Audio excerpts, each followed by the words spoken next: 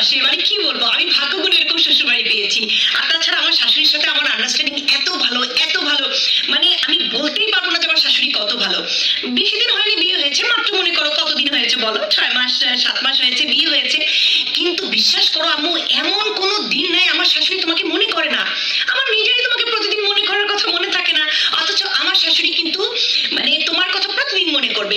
এই যেমন ধরো বলবে যে তোমার মা তোমাকে এটা শিখায়নি, তোমার মা তোমাকে ওটা শেখায়নি, আল্লাহ এটা করনি কেন, ওটা করনি কেন, আমি তোমার মেয়েকে শিখেছি, তুমি তোমার আম্মুর কাছ থেকে কিছুই শেখনি। আমি কি আর বলবো, আর কোনো ভুল হলে তো বলবে আল্লাহ এটা তো শেখানো দরকার ছিল, আর বিয়ের সময় তোমার মা এটা পাঠায়নি কেন, মেয়ের মাকে তো এটা পাঠানো দরকার ছিল।